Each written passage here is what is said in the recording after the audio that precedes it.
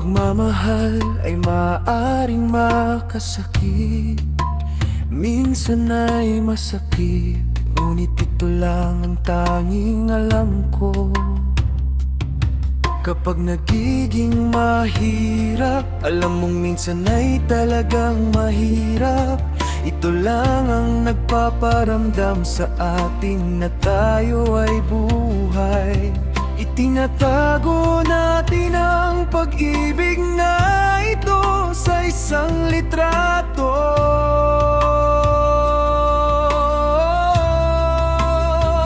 Gumawa tayo ng mga alalang ito para sa ating sarili, kung saan ang ating mga mata ay hindi pumipikit, ang mga puso ay hindi nasasaktan,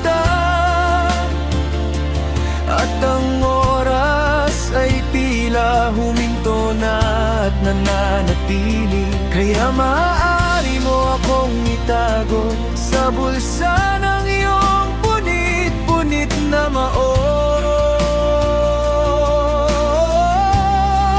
Yayakapin ako ng mahigpit hanggang sa magtagpo ang ating mga mata. Hindi ka na mag-iisa, hintayin mo akong umuwi.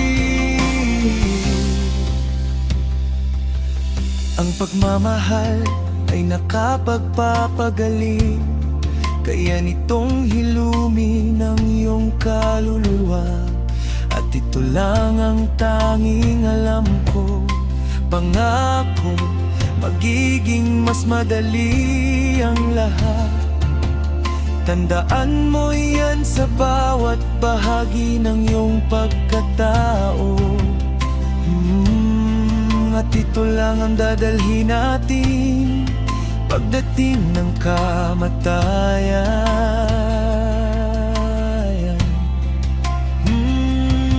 Itinatago natin ang pag-ibig na ito sa litratong ito.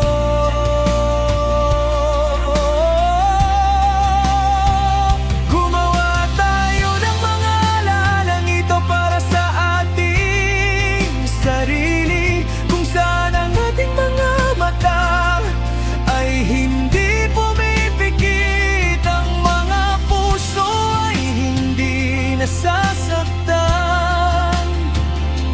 at ang oras ay tila huminto na at nananatili. Kaya maaari mo akong itago sa bulsa ng iyong punit-punit na maong.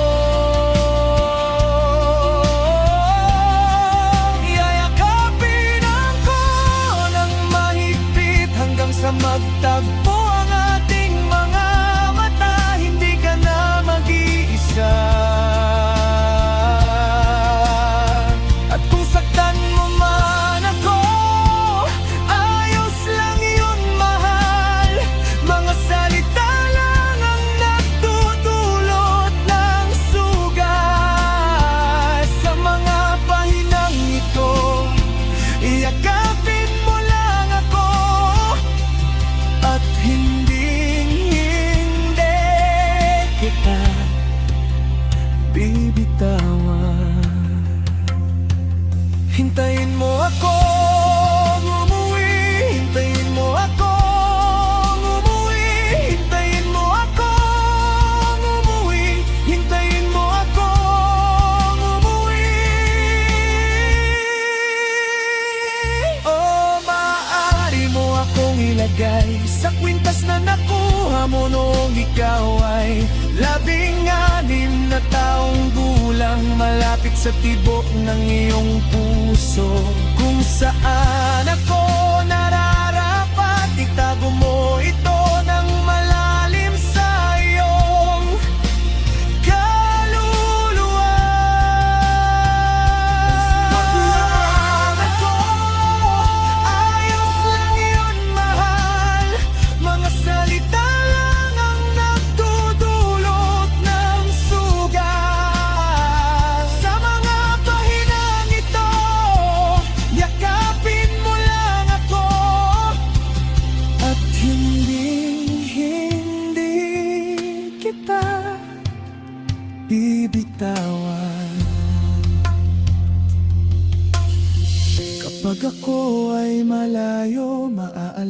Naalala ko kung paano mo ako hinalikan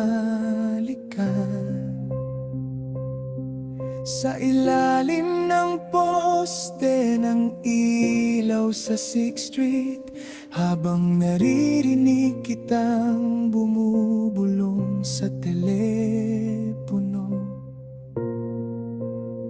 Hintayin mo akong umuwi.